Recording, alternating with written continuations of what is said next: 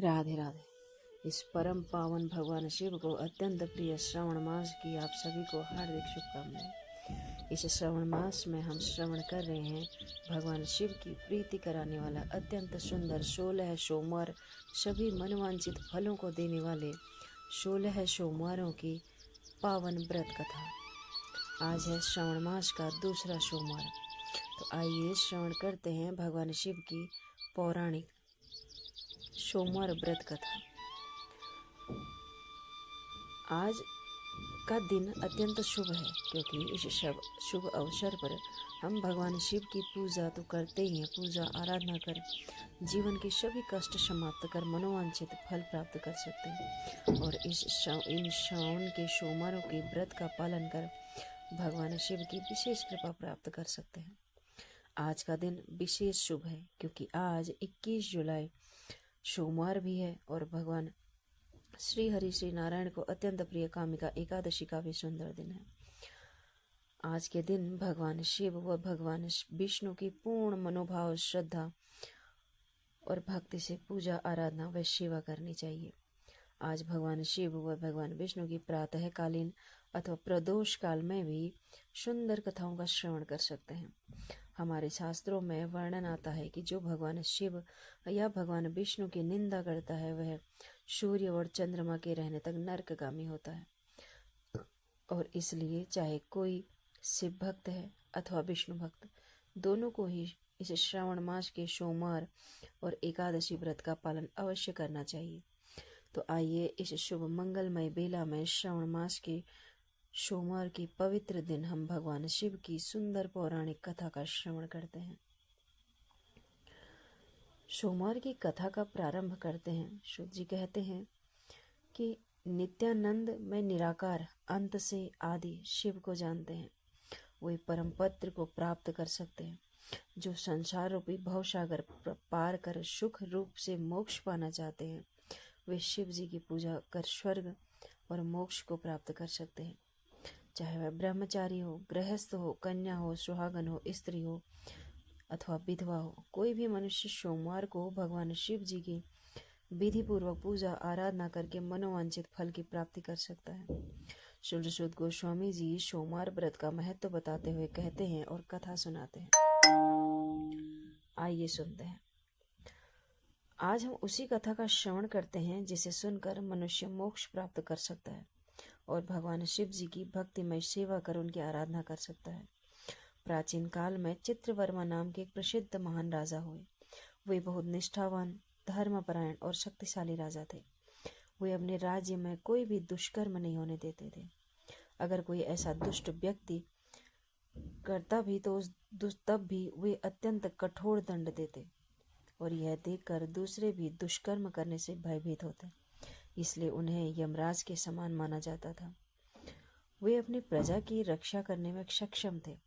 राजा चित्रवर्मा भगवान शिव और भगवान नारायण के भक्त थे। अपने जीवन में सुखी थे। वे अत्यंत पराक्रमी, बलवान पुत्र थे और अंत में उनकी एक सुंदर सुशील कन्या भी थी, जिसका नाम सीमंतनी था। अब चित्रवर्मा की पुत्री बड़ी हो रही थी। एक दिन राजा ने ब्राह्मणों को बुलाकर उसकी जन्म पत्रिका दिखाकर उसके भविष्य के बारे में पूछा। तो एक ने कहा कि महाराज, आपकी पुत्री बहुत भाग्यवान है। वो अपने जीवन में बहुत सुखमय रूप से पूर्ण करेगी। वह 10,000 वर्षों तक अपने स्वामी के साथ आनंद भोगेगी और 8 पुत्रों को जन्म देकर उत्तम सुख को भोगेगी। तो वहीं एक दूसरे ब्राह्मण ने कहा, महाराज, यह कन्या 14वें वर्ष में विधवा हो जाएगी। यह सुनकर राजा थोड़ी देर के लिए दुविधा में पड़ गए और अपनी पुत्री के लिए चिंता में डूब गए। फिर सब कुछ भाग्य पर छोड़कर ब्राह्मणों को विदा कर दिया। सीमंतनी भी धीरे धीरे बड़ी हो रही थी, समझदार हो रही थी। अब ब्राह्मण की कही हुई बात ने भी चर्चा का स्वरूप ले लिया था। उसकी सखियां भी बात करती कि यह का छोटी उम्र में ही विधवा हो जाएगी। अब इस बात से परेशान सीमंतनी ने योग्य बलकमय मुनि की पत्नी मैत्री के पास गई, और मुनि पत्नी अत्यंत धार्मिक और भगवान शिव की भक्त थी। अब सीमंतनी ने उनके पास जाकर बड़े ही आदर से प्रणाम किया और कहा, हे माता, मैं आपके चरणों में आई हूँ, मुझे मार्ग दिखाइए, मुझे सौभाग्य बढ़ाने वाले सत्कर्म का उपदेश दीजिए। इस तरह से अपने शरण में आई हुई राजकन्या से पतिव्रता मैत्री ने कहा, पुत्री, तेरे सौभाग्य के सूरज को उदय करने के लिए शिव जी और माता पार्वती की आराधना कर। पूर्ण श्रद्धा व नियम पूर्वक सोमवार का व्रत कर। इस दिन स्नान इत्यादि से शुद्ध होकर शुद्ध वस्त्र धारण कर शिव जी और माता पार्वती की पूजा करके उपवास कर उनसे अपने सौभाग्य के लिए प्रार्थना कर। ऐसा करने से तुम्हारे जीवन की सभी दुख दूर हो जाएंगे, तुम्हारे जीवन में सौभाग्य का सूरज का उदय होगा। और हाँ, एक बात याद रखना, कैसी भी कठोर परिस्थिति उत्पन्न क्यों ना हो, तब भी शिव जी की पूजा मत छोड़ना। इतना कहकर माता मैत्री अपने आश्रम में चली गई। सीमंतिनी ने उनके कथन के अनुसार शिव जी का पूजन आरंभ कर दिया। उसने सोमवार का व्रत करना आरंभ कर दिया। अब पुत्री बड़ी हो रही थी और विवाह योग्य भी होने लगी थी, इसलिए चित्रवर्मा ने अपनी पुत्री के लिए सुयोग्य वर तलाश करना प्रारंभ किया। उस समय एक समृद्ध निषेध देश था जिसमें नल और दमयंती का इंद्र सिंह नामक पुत्र था और राजा इंद्र सिंह के पुत्र हुए चंद्रगत। वे भी विवाह योग्य हो गए थे। जिसका प्रस्ताव चित्रवर्मा की पुत्री के लिए आया तो उसने अपने गुरु की आज्ञा से अपनी पुत्री का विवाह चंद्रगत से सुमंगल रूप से करा दिया। कुछ समय के लिए चित्रवर्मा की पुत्री और दामाद उनके साथ ही रहे। अब एक दिन चंद्रगत अपने मित्रों के साथ यमुना तट पर विहार करने के लिए गया हुआ था। अचानक ही यमुना जी की लहरें तेज हुई और नाव डूबने लगी। इन तूफानी लहरों में उनकी नाव डूब गई। नदी के दोनों तटों पर भारी हाहाकार मच गया। सभी ने उस नाव में बैठे राजकुमार और उनके मित्रों को बचाने की बहुत कोशिश की, लेकिन जो भाग्य में लिखा था उसे कौन टाल सकता है। देखते ही देखते यमुना नदी के उछलते पानी में ही नाव बैठ गई। सभी लोग डूब गए। इस दुर्घटना को देखकर चारों ओर शोक का वातावरण फैल गया। उनके विलाप से आकाशमंडल गूंज उठा। यह समाचार सुनकर राजा चित्रवर्मा और उनकी पुत्री के सिर पर मानो आसमान टूट पड़ा। जैसे तैसे दौड़ते हुए चित्रवर्मा यमुना किनारे पहुंचे। यमुना किनारे आते आते राजा मूर्छित होकर धरती पर गिर पड़े और राजकुमार के पिता की हालत भी कुछ ऐसी प्रकार थी। दोनों परिवारों में शोक की लहर टूट पड़ी थी।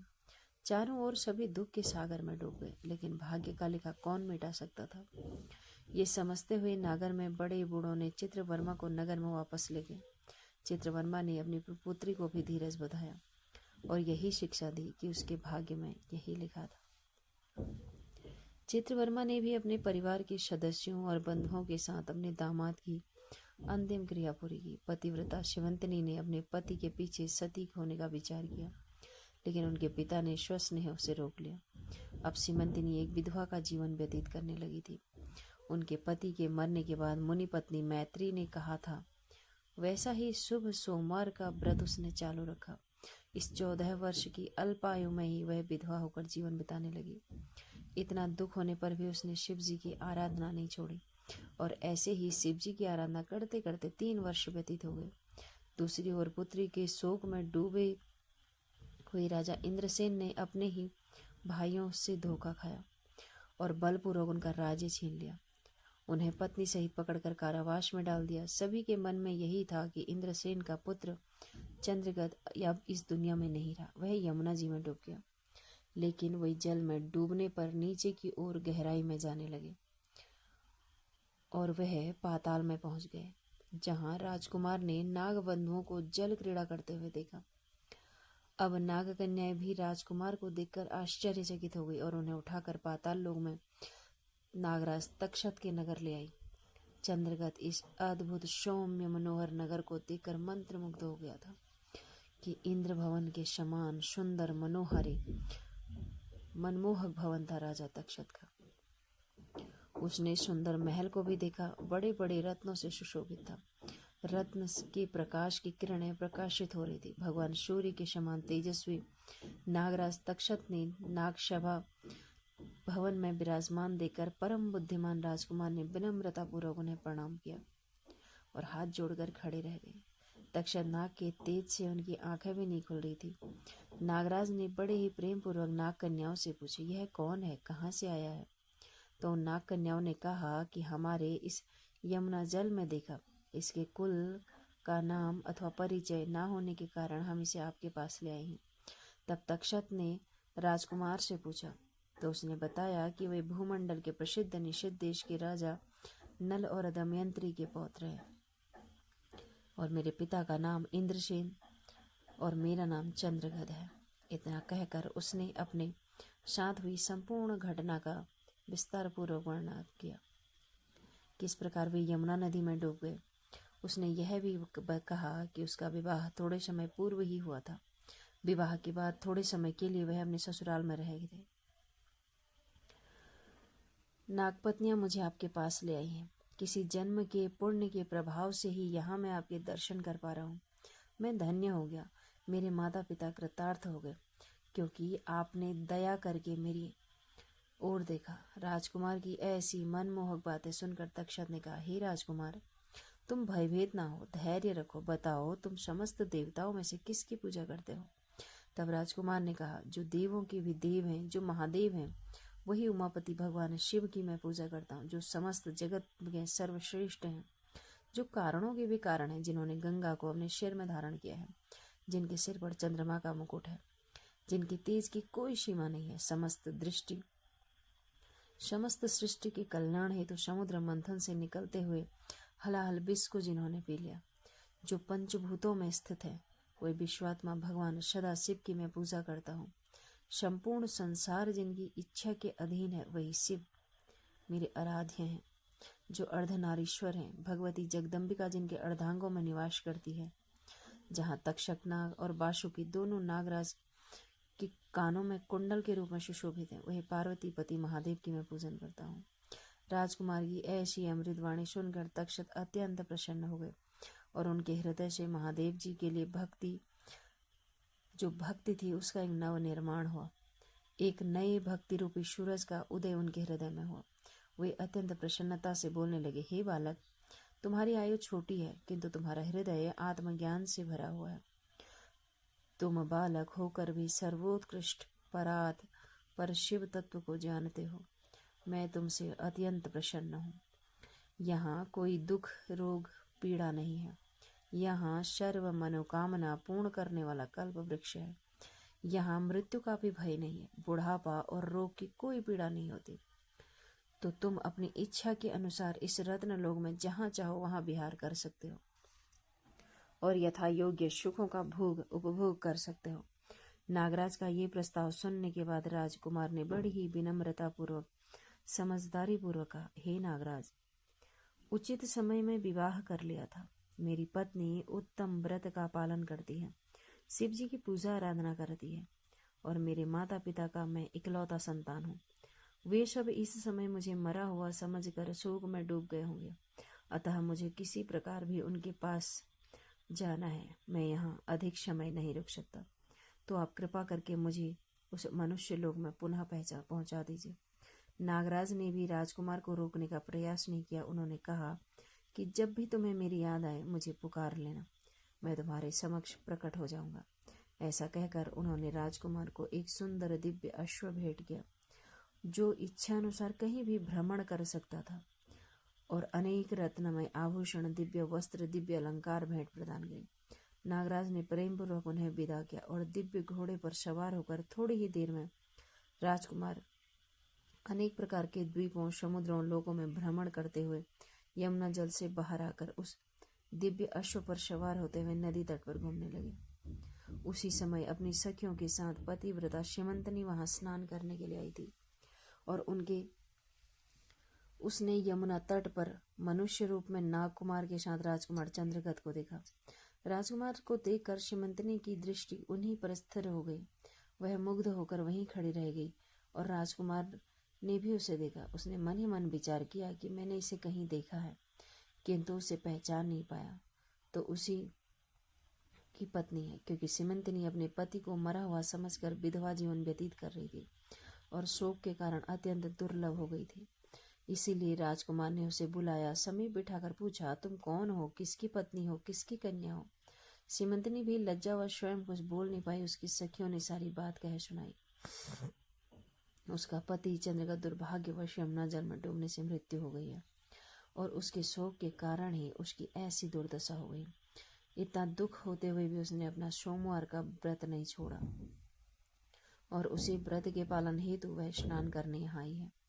इतना सब होने पर भी वह निर्मल शुद्ध हृदय से प्रत्येक सोमवार भक्तिपूर्वक माता पार्वती समेत महादेव जी का पूजा आराधना करती है।